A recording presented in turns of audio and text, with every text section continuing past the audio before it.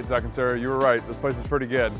It's a cool vibe too. So we're gonna head into NoDa now and check out what this part of town has in store for us.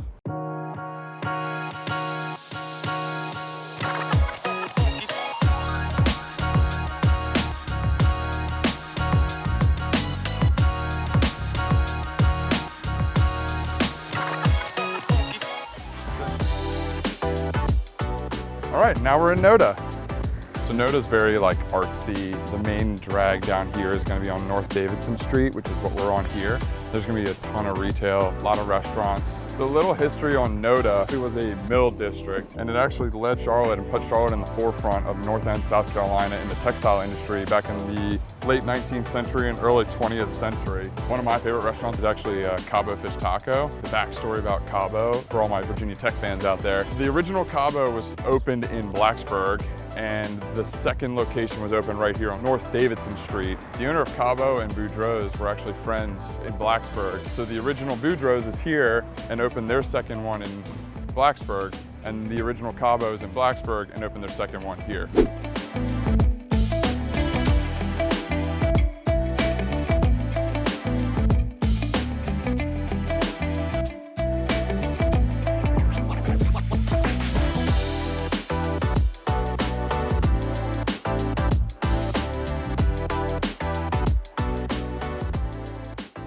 There's all kinds of good stuff in here. These cases are sweet. They're like cork, and then they actually fold flat so you can store it well.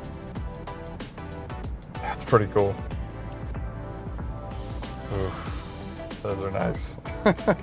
All right, so we're over in the Renaissance Complex, which is right on the outskirts of NoDa. I mean, it's walkable into the heart of NoDa. I have some friends that live in here. These guys bought a couple years ago, and we'll see how they're getting settled.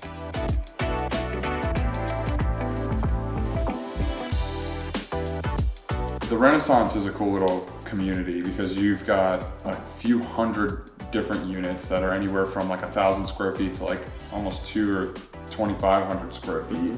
And those units are all like 2 or 3 bedrooms, and they range from like so there were about 22 sales in the last year in here.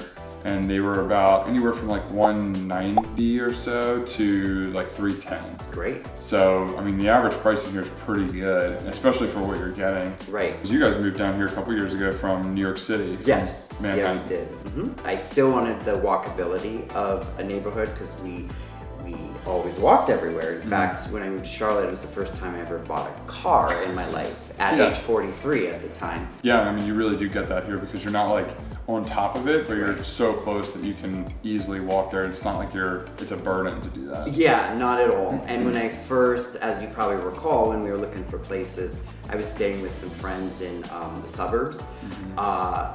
Had this romantic idea of my little cottage and fix it up and make a garden, and then I was in their suburban neighborhood for 3 months and I decided that's not for me. So thank God we didn't buy out there. Yeah. What would you say is like the biggest surprise? So like I mean, obviously this is so different than New York, but like what was the biggest thing when you got here? You were like, whoa, like I can't believe this, or whatever. Yeah, I had this view of Charlotte that was probably more like 1950s The Help, if anyone has seen that movie, you know? Like it's just, you have these stereotypes of the South. And what I was pleasantly surprised about was just the diversity, the open-mindedness, how we were received as a gay immigrant couple, and my stereotypes were shattered, and I was only pleasantly surprised by how awesome people are, you know, so.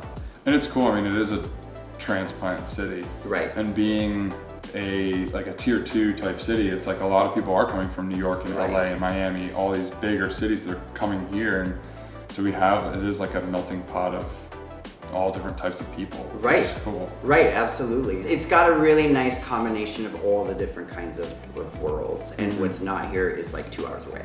Right. Right. If you want to go to the mountains, it's 2 hours away. Yeah. If you want to go to the beach, it's 2.5 hours away. Right. Right. I mean, you can really get anywhere you need to right, or want absolutely. to. Now that you've been here for a couple of years, you've obviously had your time to get the lay of the land. When you first got here versus now, like what would you say like were some of your favorite spots right around here? Right around here, well, we love Smelly Cat, of course. We go there probably, in a pre-COVID world, we went there every day, pretty much. I enjoy Cabo Fish Taco for sure, which is, again, it sounds like cliche at this point, but it really is amazing. Also, I would say another spot that we frequent is Crown Station right in the corner over here. I like it because it's off the beaten track a little bit. They do artwork in there, they sell, it's like a gallery. Is that where you got all these? No, those are frames from IKEA and prints from Amazon that I got, so you don't need a lot of money to have a lot of style, Those are all cool spots. I love Cabo Fish Taco, and as they have a really cool history with Virginia Tech, which it helps. It makes the food taste a little better. The margarita's a little stronger, All right. Well, I appreciate you letting us come by. Yeah, no problem. It's always good to see you guys. Yeah, good to see you. Hopefully I didn't look like a big nerd for your show.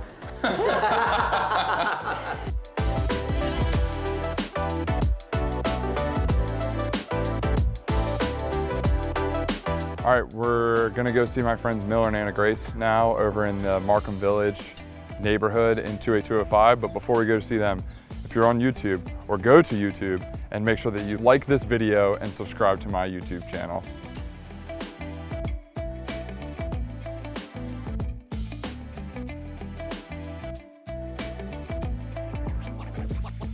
You guys bought this house a couple months ago. So you are like fresh, getting unpacked still putting things up on the walls. Obviously there were a lot of things that drew us to this area and to this house in particular. This is sick. What would you say has been the best part about living over here, like in the Markham Village, like Windsor Park type area? The whole time that Miller and I have been in Charlotte, we've been in like either Plaza or Elizabeth, so we wanted to stay over here, but definitely like the affordability of this area, going a little farther east. I really like this area because it feels like a really tight-knit community, even in a big town like Charlotte, and you can still like go on walks and just enjoy the neighborhood. What would you say, now that you've lived here for a few months, like it's been like the biggest surprise? I would say the neighbors are very outgoing here. Yeah, I think like we were here for like maybe 10 minutes and our neighbors came out on the porch and introduced themselves and are like, this is this person, and named every neighbor around us, and that was like shocking. I couldn't tell you the name of my neighbors like growing up. Like I've just never had that before, especially in Charlotte. I wasn't really expecting that.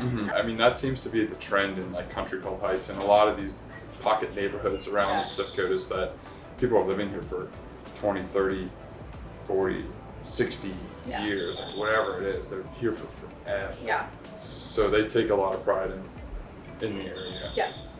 There's a lot of really cool spots over here, and it's interesting when you talk to people about like how residential drives retail and commercial, and it's like it's only a matter of time before you've got breweries that are walkable in here, or like a bodega or a coffee shop or something that's like literally at the end of the street here. Yeah. I appreciate you guys letting me come in here and talk to you about this, and just helping you out with purchasing this house, because it was a lot of fun, and hopefully we'll be able to watch some football this fall. Oh